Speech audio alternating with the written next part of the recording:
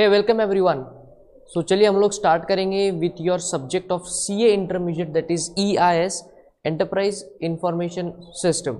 अब आप सबके मन में सवाल होगा कि सर ये ईआईएस का सब्जेक्ट हमारे सिलेबस में क्या कर रहा है, बिकॉज हम तो चार्टर्ड अकाउंटेंसी कर रहे हैं और ईआईएस जैसा कि ये नाम सजेस्ट करता है एंटरप्राइज इंफॉर्मेशन सिस्टम, इसके नाम से ऐसा लगता है कि ये जो सब्जेक्ट है that is going to be related to computers. So sir is it that this subject is all about computers?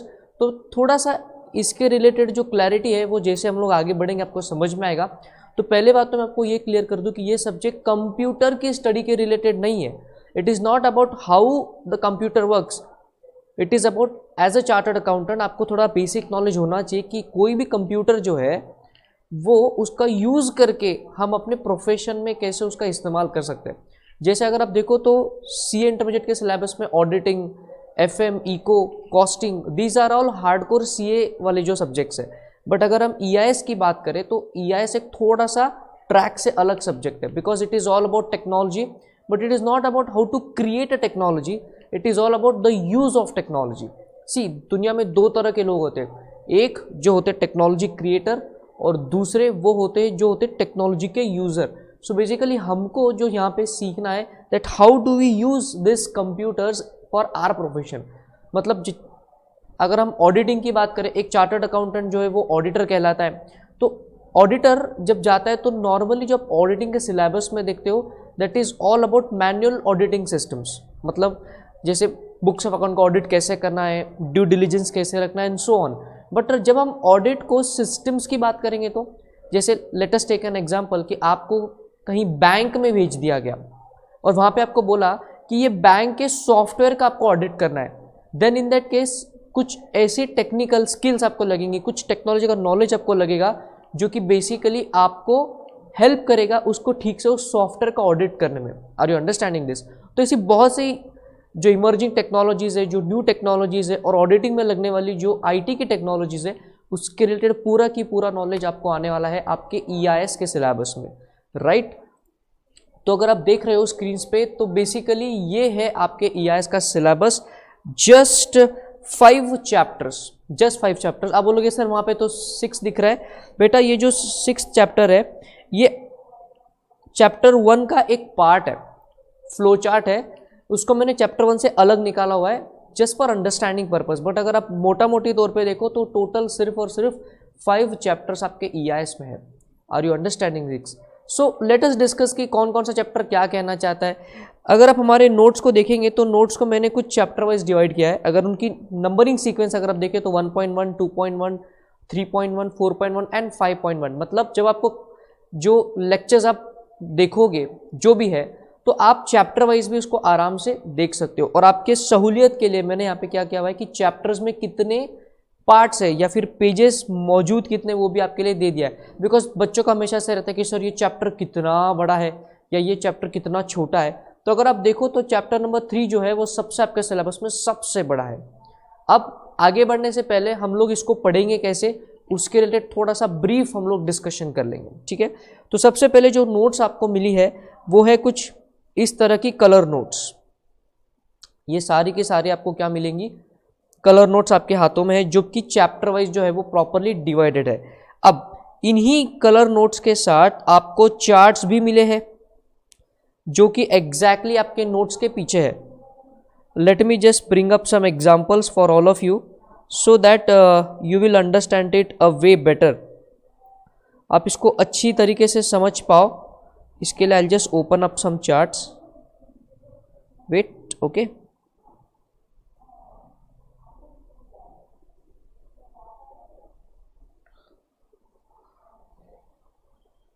कि हमारे जो चार्ट्स है वो कैसे होने वाले हैं उसका एक ब्रीफ आइडिया भी आपको आ ही जाएगा। ये देखिए कुछ इस हिसाब से जो है वो हमारे चार्ट्स होने वाले, हर चैप्टर के चार्ट होंगे, बिकॉज चार्ट से क्या होता है कि एग्जाम के टाइम पे आपको रिवीजन चार्ट से जो है वो रिवाइज करने में बहुत ज़्यादा हेल्प होती है। तो ये देखिए कुछ इस हिसाब से जो है वो आपको चार्ट्स मिलेंगे। हर चैप्टर का एक मास्टर चार्ट होगा और उस मास्टर चार्ट में अंदर सब चार्ट्स होंगे। लाइक अगर मैं चैप्टर 1 की बात करूं तो ये चैप्टर 1 का मास्टर चार्ट है और उसके नीचे चार्ट ए है, तो बेसिकली 2 चार्ट में ये चैप्टर कवर हो रहा है बिकॉज चैप्टर 1 बहुत ज़्यादा छोटा है। उसी तरीके से जो बाकी चैप्टर्स है उस चैप्टर का स्टार्टिंग में मिलेगा मास्टर चार्ट एंड देन उसके बाद आपको मिलेंगे उसके नीचे के सारे सब चार्ट्स, करेक्ट। तो this follows for every chapter. तो ये आपको सारे के सारे चार्ट्स भी आपको मिले हैं, मे बी आपको हार्ड कॉपी के साथ मिले हैं या मे बी हो सकता है कि आपको सॉफ्ट कॉपी के साथ मिले, राइट। तो ये रहे चार्ट्स। और कुछ इंस्ट्रक्शंस मैं आपको देना चाहता हूँ। क्या होता है कि in case of EIS and also in case of strategic management मेरी हमेशा से आदत रही है कि मैं बहुत ज़्यादा एग्जाम्पल्स लेता हूँ, बहुत ज़्यादा क्या लेता हूँ, examples, practical life example, real life example. तो ये जो एग्जाम्पल है मैं ये चाहता हूँ कि ये एग्जाम्पल आप अपने नोटबुक में उस कॉन्सेप्ट में, जिस भी कॉन्सेप्ट के रिलेटेड मैं एग्जाम्पल दूंगा उस कॉन्सेप्ट में, उस कॉन्सेप्ट के वहीं पे आप उस एग्जाम्पल को लिख लें। अब इसको लिखने के 2 तरीके, एक तो आप सीधा ही नोट्स पे स्क्रिबलिंग कर ले, जो कि मैं सजेस्ट नहीं करूंगा बिकॉज हमने इतने प्यार से आपके लिए नोट्स बनाए हैं, और इस पर आप स्क्रिबलिंग करोगे तो वो नोट्स का जो लुक है वो खराब हो जाएगा, but that is up to you. Second method जो मैं रेकमेंड करता हूँ, आपको क्या करना है, स्टिकी नोट्स लेके आनी है। आप जानते हो ना स्टिकी नोट्स होती है, फ्लोरोसेंट कलर की, ऑरेंज कलर की स्टिकी नोट्स ले आनी है। 10-20 रुपीज़ में जो है वो आपको अच्छा खासा उसका क्वांटिटी भी मिल जाएगा, किसी भी स्टेशनरी शॉप से आप उसको ले सकते हो। और जैसे जैसे जब भी मैं कोई एग्जाम्पल देता हूँ और अब मैं आपको कहता भी हूँ कि इस एग्जाम्पल को वहाँ पे लिख लो, जब मैं ऐसा बोलूँगा तो आपको क्या करना है कि वो जो स्टिकी नोट है उसको निकाल करके उस एग्जाम्पल को लिखिए और उस स्पेसिफिक कॉन्सेप्ट में यहाँ पे उसको स्टिक कर दीजिए। तो सर इससे क्या होगा, जब पूरी की पूरी क्लास खत्म हो जाएगी, आपके नोटबुक, आपकी जो नोट्स है वो नोट्स में मेरी जो टीचिंग्स है वो सारी की सारी आपके साथ रहेगी। तो जब एग्जामिनेशन के टाइम पे आप अच्छे से रिवाइज करोगे, पढ़ाई करोगे, तब उस टाइम पे मैं तो आपके साथ में रहूंगा ही, बट मेरे एग्जाम्पल्स आपके साथ में उन चिट्ठियों के द्वारा रहेंगे। Are you understanding? I know we are in a digital age, बस फिर भी हम लोग चिट्ठियों की बात करेंगे बिकॉज उसका फील ही कुछ अलग है, राइट, करेक्ट। तो ये कुछ बेसिक्स इंस्ट्रक्शंस जो है वो मुझे आपको देने थे कि आपको चार्ट्स के कैसे वो मैंने आपको बता दिया, उसके बाद नोट्स कैसे वो मैंने आपको बता दिया, और स्टिकी नोट्स के रिलेटेड भी जो है वो हमने डिस्कशन कर लिया। अब पढ़ाने का तरीका कैसे होगा, तो बेसिकली हम लोग क्या करेंगे, हर चैप्टर के पहले उसके चार्ट को देखेंगे, उसके बाद उस चार्ट को थोड़ा सा लर्न करने का ट्राई करेंगे and then we will be going to the concepts. So ये कुछ एक बेसिक तरीका होगा हर चैप्टर को पढ़ने का, राइट। तो चलिए, today being the very first day, let us first understand the various types of chapters in your syllabus. तो आई गेस आपके मन से ये डाउट तो निकल चुका है कि EIS is all about computers, जो मार्केट में ओवरऑल फोबिया है कि बहुत हार्ड सब्जेक्ट है, बहुत टेक्निकल है, but believe me this is the most interesting subject of CA intermediate. Why? सबसे पहले तो ट्रैक से हटके वही लॉ, वही टैक्सेशन, वही नंबर क्रंचिंग, वो सारा कुछ से आप थोड़ा सा अलग हो, and the most important is because we are in a digital age, तो इस डिजिटल एज में हमको टेक्नोलॉजी का नॉलेज तो होना ही चाहिए। तो बेसिकली यहाँ पे कई ऐसी भी कॉन्सेप्ट आने वाली है कि जो आप डेली लाइफ में इस्तेमाल करते हो बट आपको पता नहीं कि थ्योरेटिकली उसको ये कहते हैं। Are you understanding this?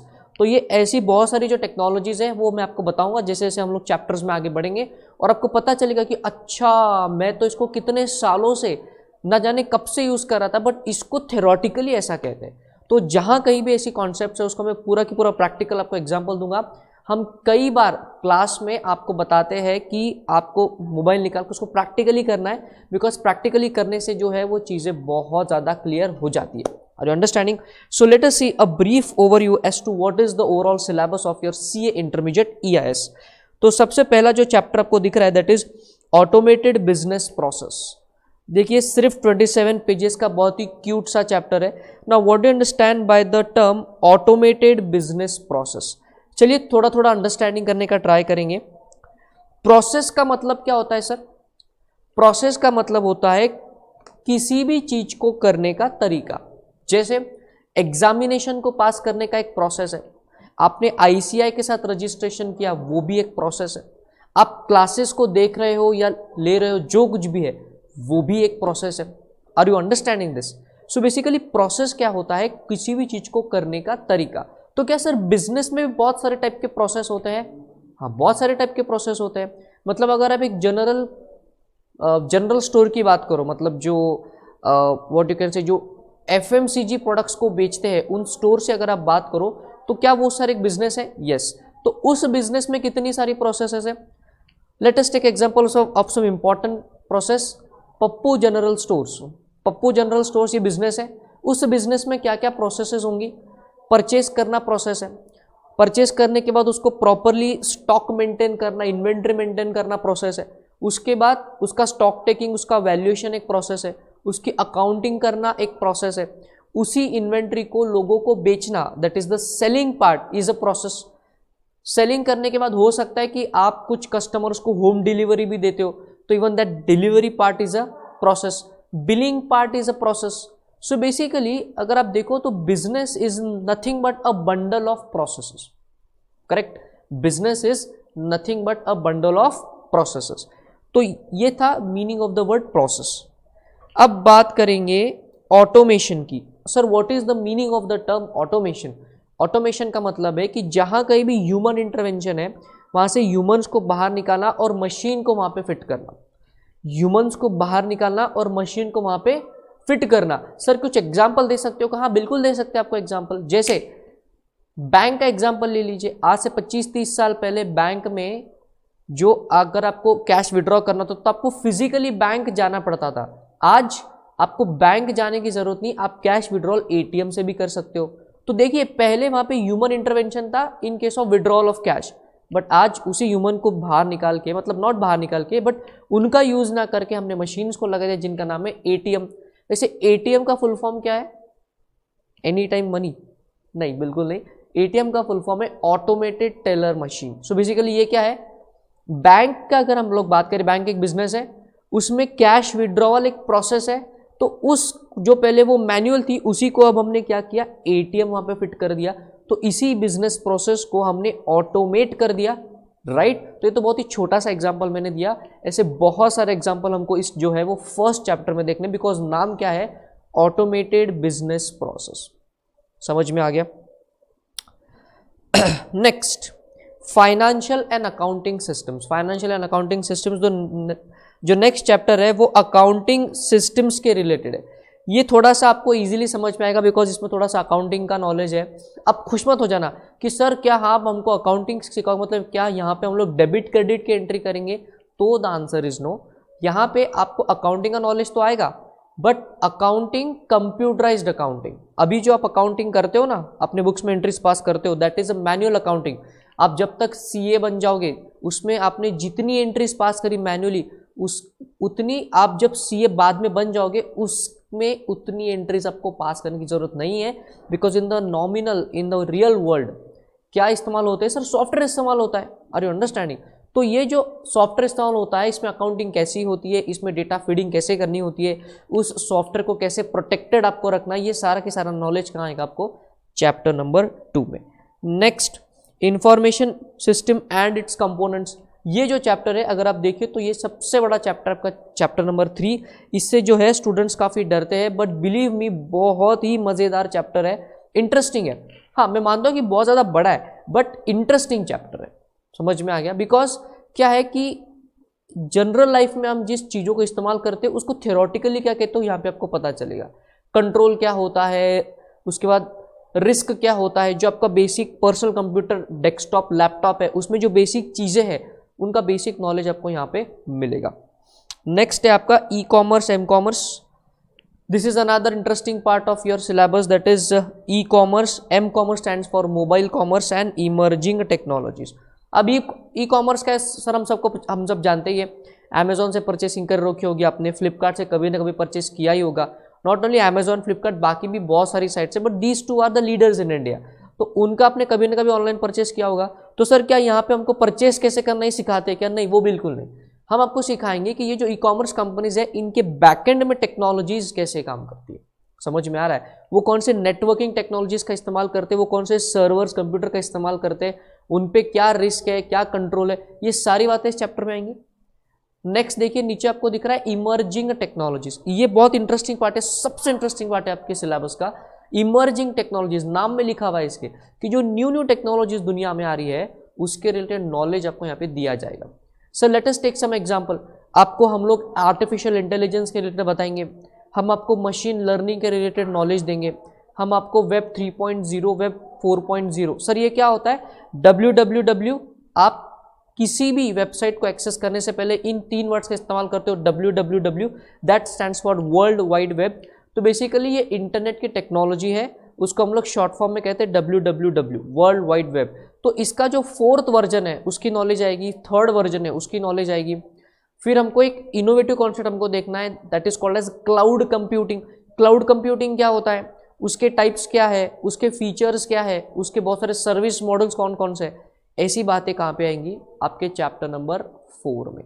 Virtualisation क्या होता है, ग्रिड कंप्यूटिंग क्या होता है, एंड इवन मोबाइल कंप्यूटिंग, मतलब इस हैंडसेट के रिलेटेड भी थोड़ा सॉफ्टवेयर हार्डवेयर का नॉलेज आपको इस चैप्टर नंबर 4 में आने वाला है, बिकॉज नाम है इसका इमर्जिंग टेक्नोलॉजीज।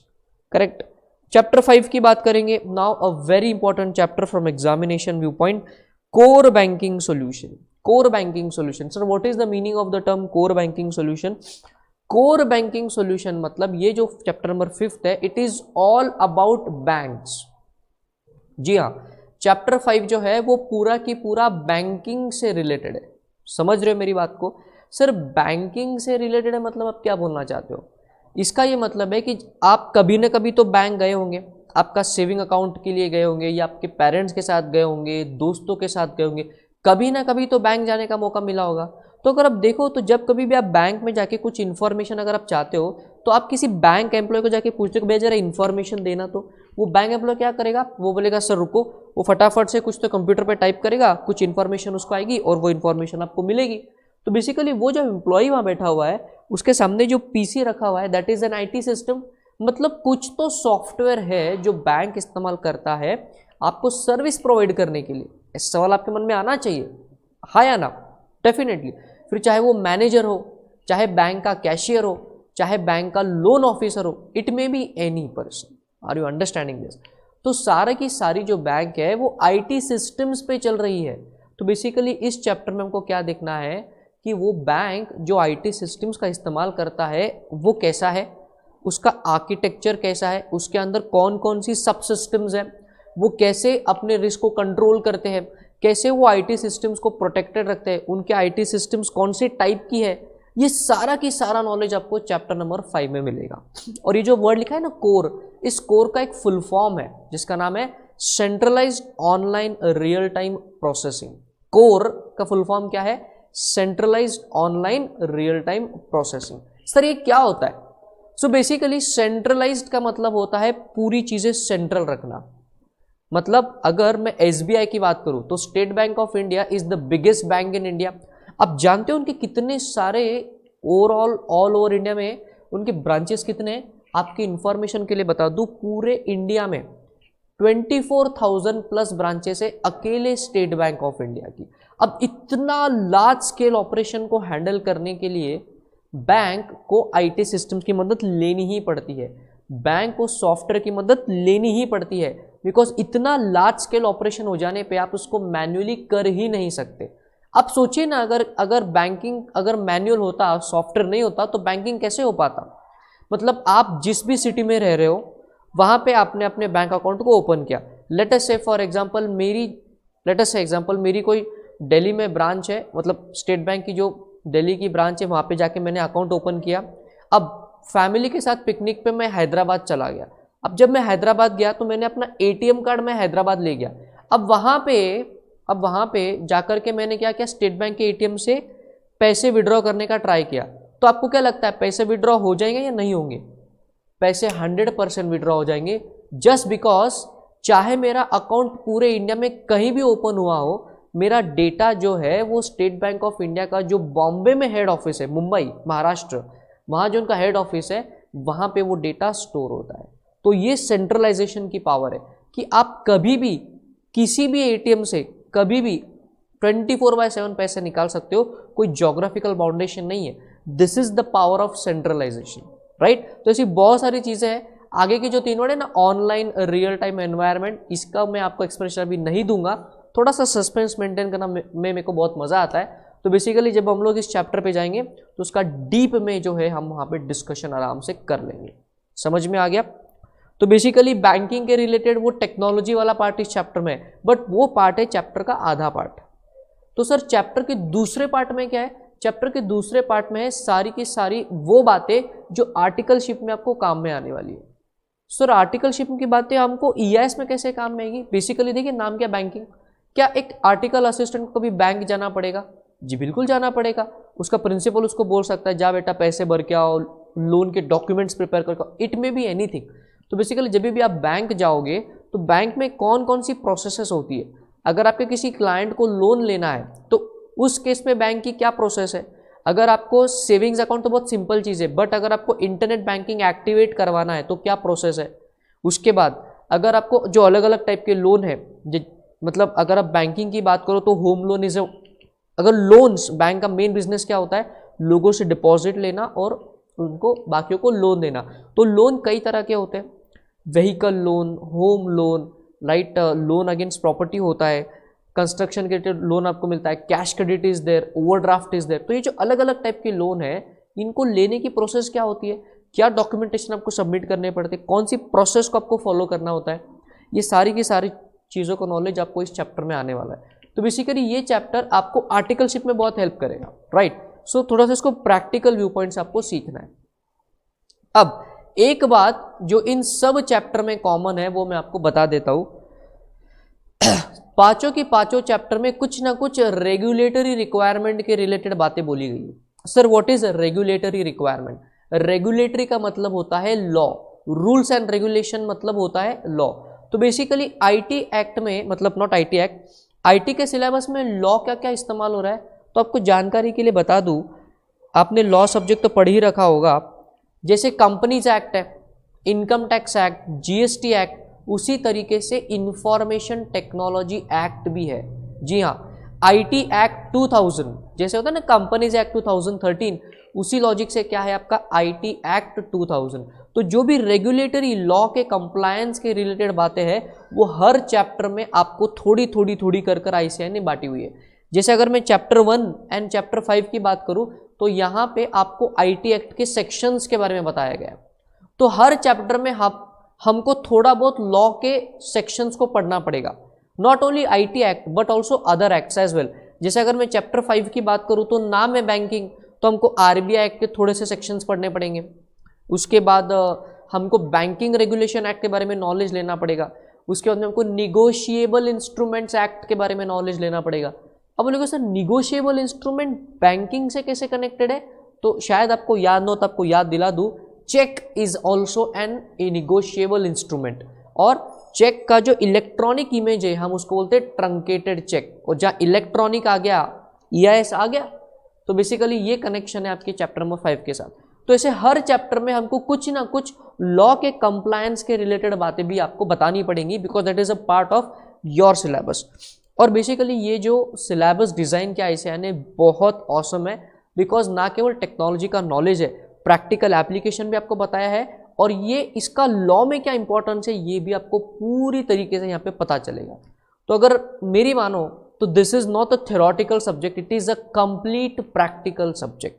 आपको सिर्फ क्या करना है, अपने माइंड को ओपन रखना है बड़ी आराम से, और मैं जो एग्जाम्पल दूंगा, मैं जो कॉन्सेप्ट दूंगा उसको अच्छे से ग्राफ्स करना है, उसको आपको लिखते रहना है, ताकि जब मैं ना रहूँ आपके साथ पढ़ते समय मेरी जो एग्जाम्पल्स है, मेरी यादें नहीं मेरे जो एग्जाम्पल्स है वो आपके साथ चिट्ठियों द्वारा वहाँ पे रहे। और वो क्या वो होती चिट्ठियाँ? Sticky notes, simple. तो ये रहे आपके 5 चैप्टर का एक brief overview. Automated business process, financial and accounting systems, information system and its components, e commerce, m commerce, emerging technologies, core banking solution, and yes last one is flow chart, advanced flow chart problems. तो basically sir flow chart ये जो concept है this is coming from the chapter number 1, but उसके problems को हमने यहाँ पे अलग से कैटेगराइज कर दिया है, that is advanced flow chart problems. Sir basically flow chart क्या होता है तो आपके नॉलेज के लिए बता दूं, फ्लो चार्ट जैसे आपने बिल्डिंग का कंस्ट्रक्शन देखा होगा, बिल्डिंग के कंस्ट्रक्शन से पहले वो बिल्डिंग कैसे दिखेगी इसकी प्लानिंग करते हैं हम। उस प्लान को बोलते हैं आर्किटेक्चरल प्लान। मतलब आर्किटेक्ट पहले आपको ऑन पेपर पूरा प्लान बना के देगा और उस प्लान को देख के आपको आइडिया आ जाएगी कि ये बिल्डिंग कैसे बनने वाली है। उसी तरह सॉफ्टवेयर की दुनिया में, कंप्यूटर की दुनिया में जब भी कोई सॉफ्टवेयर बनाया जाता है तो वो सॉफ्टवेयर कैसा होगा, उसमें इनपुट डेटा कहाँ से जाएगा, उसमें क्या प्रोसेसिंग कैसे होगी, आउटपुट कहाँ जाएगा, क्या कंडीशंस चेक होंगी, ये सारों का पहले प्लानिंग किया जाता है, फिर सॉफ्टवेयर बनाया जाता है। तो बेसिकली वो जो प्लानिंग वाला पार्ट है that is called as flow chart. ये जस्ट मैंने एक थोड़ा सा इंट्रोडक्शन आपको दिया है। जब हम लोग फ्लो चार्ट करेंगे तो बहुत डीप में करेंगे और आराम से करेंगे, एंड बिलीव मी, एक बार आप लोग मुझसे फ्लो चार्ट सीख जाओगे तो पूरे इंडिया में आपसे बेटर लॉजिक फ्लो चार्ट का किसी को नहीं आएगा। I guarantee this. सर इसको, ये जो है ना, ये बातें जो मैं कर रहा हूँ इसकी धीरे धीरे आपको इंपॉर्टेंट समझ में आएंगी जैसे जैसे हमारा क्लास आगे बढ़ेगा, राइट। तो ये था brief introduction of your complete syllabus related to EIS. अब क्या करेंगे हम लोग कुछ कॉमन कॉन्सेप्ट्स को देखेंगे जो कि पूरे ईआईएस के सिलेबस में आपको लगने वाली है। उन कॉमन कॉन्सेप्ट्स को देख लेंगे आज ही, ताकि जब कभी भी मैं चैप्टर में जाऊं तो मैं आपको बोलूंगा देखो वो हमने फर्स्ट लेक्चर में सीखा था ना, ऐसा मैं रेफरेंस दूंगा तो आपको इमीडिएटली जो है वो चीज़ें याद आ जाएगी, राइट। तो बहुत ज़्यादा नहीं करेंगे हम बहुत ही थोड़े 2-3 ही कॉन्सेप्ट आज पढ़ेंगे, बाकी का नेक्स्ट लेक्चर में देखेंगे। तो सबसे पहले हम जो कॉन्सेप्ट पे जा रहे हैं, the very first concept that we are going to cover is the concept of risk। हम सबसे पहले किसको कवर करेंगे, the concept of risk and control, because आपके पूरे सिलेबस में ना रिस्क कंट्रोल ये बातें बहुत ज़्यादा आने वाली है, तो इसके लिए थोड़ा सा आपको पहले से बता देते हैं। So what do you understand by the term risk. Risk का मतलब क्या होता है, जैसे अगर आप गाड़ी पे कहीं जा रहे हो, तो हो सकता है कि आपका एक्सीडेंट हो जाए। तो अगर एक्सीडेंट हो गया तो आपकी जान भी जा सकती है, आपको बहुत बुरी तरीके से आपके बॉडी को डैमेज हो सकता है। तो एक्सीडेंट हो सकता है, ये रिस्क है। Are you understanding. तो बेसिकली रिस्क क्या होता है, ऐसी कोई सिचुएशन की जिससे आपको नुकसान हो सकता है। अब दैट नुकसान कैन बी फाइनेंशियल और इट कैन बी बायोलॉजिकल और it can be indirect impact on the economy, sorry not economy, indirect impacting your business. तो ऐसी बहुत सारी टाइप की रिस्क होती है, बट आपको एक ओवरऑल आइडिया आएगा कि रिस्क क्या होता है। एक बहुत अच्छा एग्जांपल दूंगा, फिर आपको और चीजें क्लियर हो जाएगी। पहले मैं इसका इक्वेशन लिख लूं, risk is equal to vulnerability exploited by threat. Risk का ये इक्वेशन हमेशा ध्यान रखना आज के बाद कभी भी। रिस्क मटेरियलाइज होना, रिस्क का मटेरियलाइज होना मतलब जो रिस्क जो हो सकता था वो हो जाना। आपका एक्सीडेंट हो सकता था, आपका एक्सीडेंट हो गया, तो हम बोलेंगे कि जो रिस्क थी आपके एक्सीडेंट होने की वो मटेरियलाइज हो गई है। तो रिस्क का मटेरियलाइज होने का मतलब क्या होता है, रिस्क का रियलिटी में कन्वर्ट हो जाना। समझ में आ गया what is the meaning of the term risk materialization. Risk materialize हो जाना मतलब जिस बात का डर था वही बात हो गई। समझ में आ गया। वो गाना, तो वो जो गाना है वो तो लेमन लैंग्वेज है, बट उसका यही मतलब है। एक और एग्जांपल, जैसे आप लोग सीए इंटरमीडिएट एग्जामिनेशन में बैठे हो, अब ऐसा होना तो नहीं चाहिए, बट हो सकता है कि आप फेल हो जाओ, हो सकता है कि आप फेल हो जाओ, देयर इज अ रिस्क। और इस रिस्क का मटेरियलाइजेशन मतलब अगर आप फेल हो गए तो हम बोलेंगे कि जो चीज हो सकती थी और जिसका आपको डर था वही बात हो गई। करेक्ट। तो ये था रिस्क, उस टर्म का मीनिंग रिस्क का मटेरियलाइजेशन हो जाना। अब चलते हैं नेक्स्ट आपके इन दो टर्म्स पे, that is vulnerability and threat. तो हम लोग गाड़ी का एग्जांपल लेंगे। मैंने आपको बताया कि आप कहीं गाड़ी पे जा रहे थे, मतलब आप कहीं रोड पे जा रहे हो, तो उसमें क्या रिस्क है, आपका एक्सीडेंट हो सकता है। Now let us imagine a situation कि आपको ये पता है कि आपके गाड़ी के जो ब्रेक्स है, जो ब्रेक्स आपकी गाड़ी के वो थोड़े से वीक है, ये आपको पता है। अब ये जो गाड़ी के आपके ब्रेक वीक है ये आपको पता है, तो सर इससे क्या हो सकता है, तो रोड पे बेसिकली अगर आपका ब्रेक नहीं लगा तो आप जाके किसी को डैश करोगे या फिर कोई तो आके आपको डैश करेगा। दोनों ही केसेस में नुकसान तुम्हारा है, मतलब रिस्क आपकी जान को है। Are you understanding. तो बेसिकली वो जो गाड़ी के जो आपके ब्रेक्स वीक है हम लोग उसको बोलेंगे वल्नरेबिलिटी। तो सर वल्नरेबिलिटी का डेफिनेशन क्या है, वीकनेस विद इन। वल्नरेबिलिटी का मीनिंग क्या है, वीकनेस विद इन। तो आपकी जो वो एक्सीडेंट वाली सिचुएशन है उसमें वल्नरेबिलिटी क्या थी, आपकी अपनी व्हीकल जिसके गाड़ी उसके जो ब्रेक्स थे वो वीक थे, तो वो ब्रेक का वीक होना इज नथिंग बट वल्नरेबिलिटी। समझ में आ गया? तो सर फिर ये थ्रेट क्या है?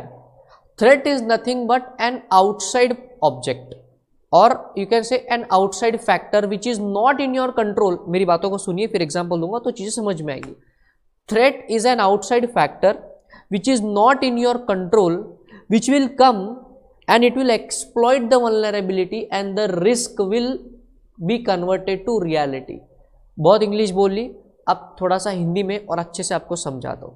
तो बेसिकली हमारा जो गाड़ी वाला एग्जांपल है, उस सिचुएशन में रिस्क उसमें आपका एक्सीडेंट हो सकता है, ये रिस्क है। आपके गाड़ी के ब्रेक्स वीक है, ये वल्नरेबिलिटी है। तो सर थ्रेट कौन है? रोड पे चलने वाली हर व्हीकल आपके लिए थ्रेट है। फिर चाहे वो साइकिल हो, वो बस हो, वो ट्रक हो, 4 व्हीलर हो, 2 व्हीलर हो, 3 व्हीलर हो, रास्ते पे चलने वाली हर गाड़ी आपके लिए क्या है? थ्रेट है। तो देखिए अभी मैं वापस से थ्रेट के डेफिनेशन को आपके सामने वापस रखता हूँ और जरा उसको रिलेट करने का ट्राई कीजिए। It is an outside factor. क्या रास्ते पे चलने वाली जो व्हीकल्स है वो आपकी है या किसी और की है? तो किसी और की है, ठीक है। That outside factor is not within our control. दूसरों की गाड़ी आपके कंट्रोल में है क्या? बिल्कुल नहीं। And that threat will exploit the vulnerability. तो क्योंकि आपके गाड़ी के ब्रेक्स वीक थे तो इसी वजह से हो सकता है कि आपने किसी को जाके डैश किया या कोई आपको आके डैश हो गया। तो दोनों ही केसेस में आपकी जो वल्नरेबिलिटी थी, आपके जो ब्रेक वीक थे, इसकी वजह से थ्रेट ने उस पर अटैक किया। Are you understanding this? समझने का ट्राई कीजिए इसको। तो बेसिकली वो व्हीकल्स, वो थ्रेट ने आपके वल्नरेबिलिटी को एक्सप्लॉइट किया और दोनों साथ में आ गए, तो ये जो रिस्क है वो रियलिटी में कन्वर्ट हो गई। समझ में आ गया? तो ये होता है रिस्क, राइट। और ये होती है आपके रिस्क डेफिनेशन की what you can say the equation. इसको याद रखना हमेशा, चाहो तो इसको लिख लो। I will wait for a minute.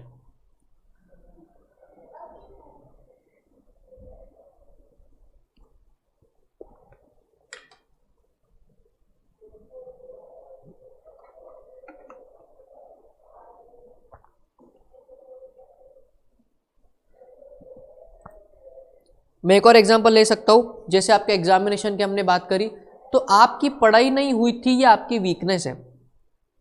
Paper जबरदस्त आ सकता है, ये थ्रेट है। मतलब आईसीआई आपके लिए थ्रेट है। आईसीआई ना आपके कंट्रोल में है, ना ही वो पेपर आपके कंट्रोल में है। आपने पढ़ाई नहीं करी और पेपर खतरनाक से आ गया, और अगर ये दोनों एक साथ चीजें हो गई तो आपकी जो रिस्क थी, दैट इज आप फेल हो सकते थे, वो रियलिटी कन्वर्ट हो जाएगी। समझ में आ गया? तो इस एग्जाम्पल को आप लिख लेना। स्टिकी नोट्स अगर आप नहीं लाए होंगे तो आज नहीं, कल आराम से इसको ले आना। समझ में आ गया? तो ये था रिस्क के रिलेटेड नॉलेज। अब बात करेंगे कंट्रोल की। सर रिस्क क्या है वो तो समझ गया, अब बात करेंगे कंट्रोल की। सर कंट्रोल क्या होता है? बेसिकली ये रिस्क रियलिटी में कन्वर्ट ना हो जाए, हम इसके लिए जो एक्टिविटीज करते हैं उसी को हम लोग बोलेंगे कंट्रोल। जैसे हमारे एग्जाम्पल में आपकी गाड़ी की ब्रेक्स वीक थे, ये वल्नरेबिलिटी थी। आपने जाके उसको गराज में ठीक करवाया, आपने अपनी गाड़ी की सर्विसिंग करवाई, आपने अपने ब्रेक्स को प्रॉपर मेंटेन किया। तो बेसिकली ये जो आपने एक्टिविटीज करी, हम इसी को तो कहते हैं कंट्रोल। समझ में आ गया? आपके कंप्यूटर में वायरस से इन्फेक्शन होकर डेटा करप्ट हो सकता है, ये रिस्क है। उससे बचने के लिए आप एंटीवायरस सॉफ्टवेयर इंस्टॉल करते हो। तो बेसिकली वो आपका एंटीवायरस सॉफ्टवेयर को इंस्टॉल करना इज नथिंग बट कंट्रोल। तो बेसिकली कंट्रोल क्या होता है? रिस्क को रियलिटी में कन्वर्ट होने से बचाने के लिए जो कुछ भी एक्टिविटीज आप करते हो, उस सारी एक्टिविटीज को हम लोग क्या बोलते हैं? कंट्रोल। समझ में आ गया? जैसे आप जानते हो कि एग्जामिनेशन का थ्रेट खतरनाक होता है आईसीआई वाला, और आप जानते हो कि आपने ठीक से पढ़ाई नहीं करी तो फेल हो जाओगे। तो इस फेल होने की रिस्क से बचने के लिए आप क्या करते हो? आप क्लासेस लगाते हो, आप बहुत अच्छे से रिवाइज करते हो, आप टेस्ट सीरीज को देते हो। 15 आवर्स 16 आवर्स बच्चे पढ़ाई करते, जब लगा के पढ़ाई करते। तो बेसिकली ये जो सब आप कर रहे हो, ये क्या है? These are nothing but control activities, so that वो जो रिस्क है वो रियलिटी में कन्वर्ट ना हो। समझ में आ गया? तो बेसिकली ये होता है कंट्रोल। अब कंप्यूटर की दुनिया में कंट्रोल क्यों लगाया जाता है? कंप्यूटर की दुनिया में कंट्रोल लगाया जाता है ताकि जो आपके कंप्यूटर का डेटा है वो खराब ना हो जाए। सर बहुत सारे टाइप के कंट्रोल होते हैं। जो हम लोग जब सिलेबस को डीप में देखेंगे तो हम उसको आराम से देख लेंगे, बट अभी क्योंकि यहाँ पे रेफरेंस पॉइंट आया तो मैं आपको कुछ कंट्रोल्स के नाम बता देता हूँ। सिर्फ नाम सुन लेना और आज के लिए उसको यहीं छोड़ देना, बिकॉज कुछ भी समझ में नहीं आएगा, सिर्फ नाम याद रखो। जब चैप्टर में जाएंगे तो उसको डीप में हम लोग देखने ही वाले, इंट्रोडक्शनरी ये चल रहा है। तो कुछ टाइप के कंट्रोल्स मैं आपको बता देता हूँ। Application control, environmental control, logical access control या कह लो general logical access control, physical control, preventive control, detective control, इतने सारे टाइप के कंट्रोल है। समझ में आ गया? Automated control, semi automated control, manual control. Sir कितने टाइप के कंट्रोल है? आराम से, बिल्कुल आराम से, धीरे धीरे जो है वो चीजें समझ में आनी शुरुआत हो जाएगी। तो ये था risk and control. Next concept पे हम लोग बढ़ेंगे।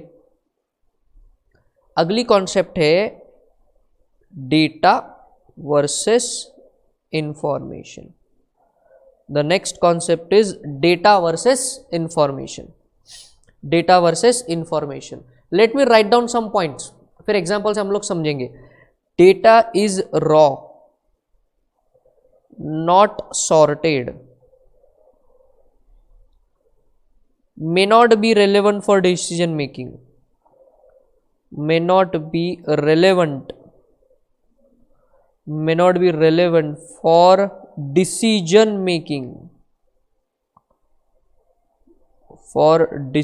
making, यहां पे लिख दूं not updated, not updated।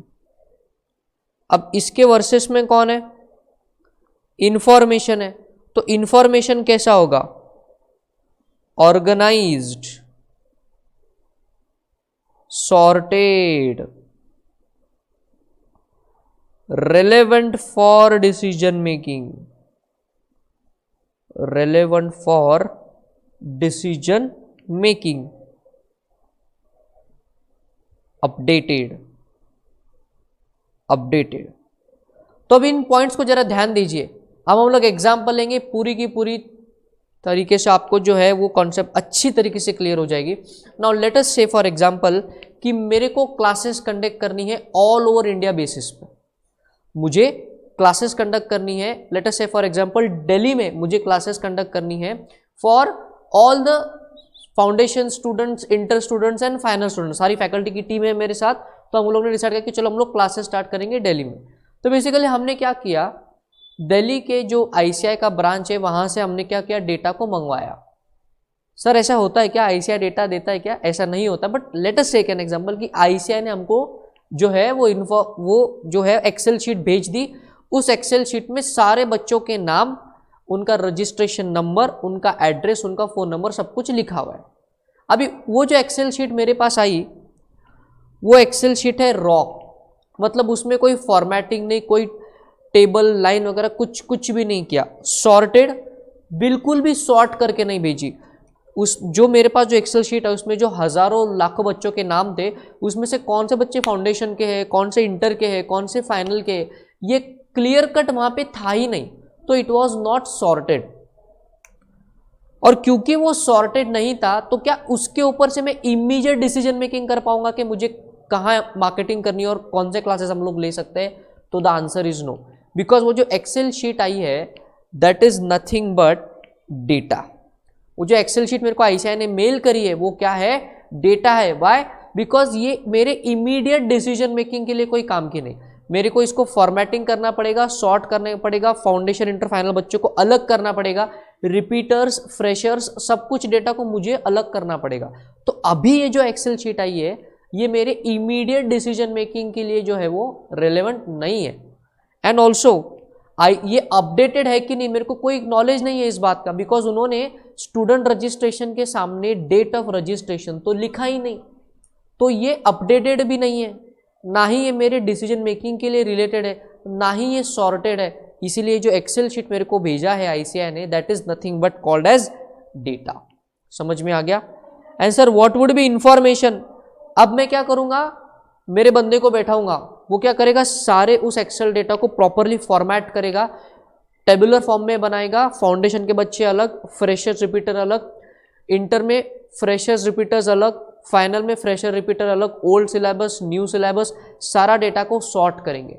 अब ये पूरा सॉर्टिंग होने के बाद क्या ये अब मेरी डिसीजन मेकिंग के लिए रेडी हो गया? यस। तो ये जो एक्सेल शीट मेरा बंदा फॉर्मेटिंग करेगा, तो ये जो एक्सेल शीट जो पहले डेटा था अब क्या बन जाएगा? इंफॉर्मेशन। वाई? बिकॉज उसमें ये गुण आ गए, organised, sorted. Most important are these two things. सबसे ज्यादा जरूरी ये दो चीजें हैं, रेलेवेंट फॉर डिसीजन मेकिंग। जरा देखिए उस पॉइंट को, relevant for decision making, immediately relevant for decision making, and also updated, and also updated. समझ में आ गया the difference between data and information? एक और एग्जांपल देता हूं। जैसे 2012, 2013, 2014 हर साल फाइनेंस मिनिस्टर जो है वो बजट को अनाउंस करते हैं, बराबर। और आप तो टैक्सेशन का सब्जेक्ट पढ़ते हो, फिर चाहे वो फाइनल का एग्जाम हो या इंटर में भी तो टैक्सेशन है, GST and income tax and so on. तो अब 2015 में फाइनेंस मिनिस्टर ने जो बजट दिया था वो उस टाइम पे that was applicable for those examination, but क्या वो बजट आपके एग्जामिनेशन के लिए एप्लीकेबल है? तो the straightforward answer is no. तो भले ही वो उस टाइम इंफॉर्मेशन था उन स्टूडेंट्स के लिए, आपके लिए आज वो केवल एक डेटा है, बिकॉज वो अपडेटेड भी नहीं है, और दूसरा वो आपके एग्जामिनेशन के लिए रेलेवेंट ही नहीं है। समझ में आ गया? तो it is not updated also, and also it is not relevant for your decision making. तो 2015 में हो रखा जो फाइनेंस बजट है वो आपके लिए इंफॉर्मेशन नहीं है, आपके लिए क्या है? करेक्ट, आपके लिए है डेटा। समझ में आ गया? Another example, you are at CA intermediate level. CA foundation का सिलेबस जो है वो चेंज होता है और आपको इसके बारे में नॉलेज मिलती है। सीए फाइनल में भी कुछ बड़े चेंजेस होते हैं, कुछ सब्जेक्ट्स निकले, ऐड हो गए, जो भी है, आपको इस बात का पता चलता है। मुझे बताइए, ये जो सारा कुछ आपको पता चला, ये आपके लिए डेटा है या आपके लिए इंफॉर्मेशन है? तो आपको क्या करना है, इन दो टेस्ट को अप्लाई करना है। तो पहली टेस्ट है अपडेटेड। हाँ, वो जो आपको पता चला है वो एक अपडेटेड चीज है, तो पहली टेस्ट तो सेटिस्फाई हो गई। बट वेदर फाउंडेशन में कुछ चेंज हो गया या फाइनल में कुछ चेंज हुआ, क्या वो आपके इंटर के डिसीजन मेकिंग के लिए रेलेवेंट है क्या? बिल्कुल नहीं। तो वो भले ही अपडेटेड है, बट क्योंकि वो इस कंडीशन को सेटिस्फाई नहीं करता, तो वो न्यूज आपके लिए क्या है? Just data. वो न्यूज आपके लिए क्या है? Just data. समझ में आ गया? तो सर ये डेटा और इंफॉर्मेशन को हमको समझना जरूरी क्यों है? बेसिकली कंप्यूटर की दुनिया में हमको दोनों पे कंट्रोल लगाना है, हमको डेटा पे भी कंट्रोल लगाना है एंड हमको इंफॉर्मेशन पे भी कंट्रोल लगाना है। आपके हिसाब से ज्यादा क्रिटिकल कौन है? डेटा क्रिटिकल होती है या इंफॉर्मेशन क्रिटिकल होती है? बेसिकली हमारे लिए जो इंपॉर्टेंट है दैट इज इंफॉर्मेशन, बराबर। बट दुनिया में पहला डेटा क्रिएट होता है और डेटा पे से ही क्या क्रिएट होती है? इंफॉर्मेशन। पहले मुर्गी आई कि पहले अंडा आया? इस कंफ्यूजन से बाहर निकलिए। दुनिया में पहले कौन आया? अंडा मुर्गी की बात नहीं कर रहा हूँ, डेटा इंफॉर्मेशन की बात करो। दुनिया में पहले क्या क्या क्रिएट होता है? डेटा। उसके बाद क्या क्रिएट होता है? इंफॉर्मेशन। समझ में आ गया? Are you understanding this? Right. तो ये था डेटा एंड इंफॉर्मेशन। अब देखिए, बहुत बार जो हो सकता है कि मैं कॉन्सेप्ट्स को सिखा दूं और इमीडिएटली मैं नेक्स्ट कॉन्सेप्ट पे चले जाऊं, और अगर आपको पिछली कॉन्सेप्ट का एग्जांपल अगर आपसे लिखना रह गया था, तो जो स्टूडेंट्स अभी इस वीडियो को वर्चुअल मोड पे देख रहे हैं, आप क्या कर सकते हो, इत्मीनान से वीडियो को पॉज करके आराम से उस एग्जाम्पल को लिख लेना और वापस से वीडियो को प्ले कर लेना। मैं तो वीडियो फॉर्म में आपके कंट्रोल में हूं, समझ लो इस बात को।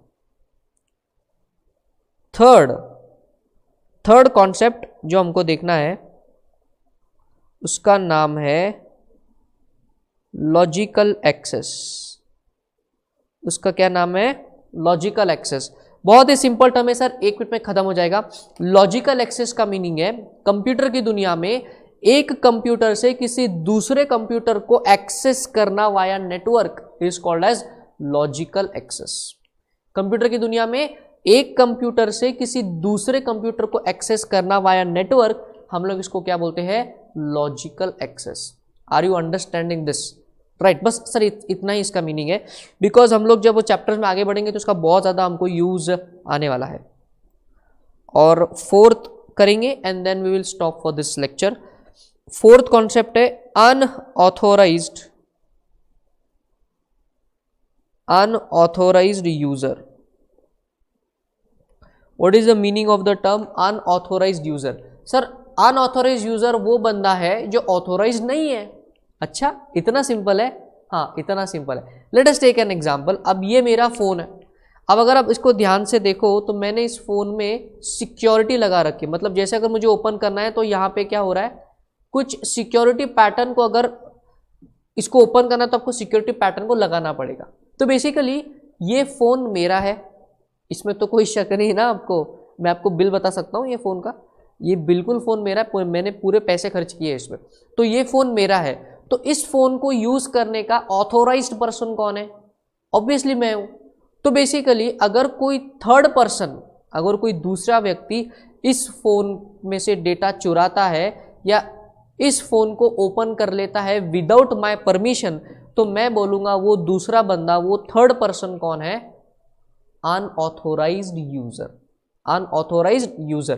तो बेसिकली कंप्यूटर की दुनिया में अनऑथोराइज्ड यूजर कौन होता है या अनऑथोराइज्ड पर्सन कौन होता है? एक ऐसा पर्सन जिसने किसी कंप्यूटर के रिसोर्स को एक्सेस किया है और उसको वो चीज यूज करने की परमिशन नहीं थी, उसको अथॉरिटी नहीं थी, बट फिर भी उसने उसको एक्सेस किया।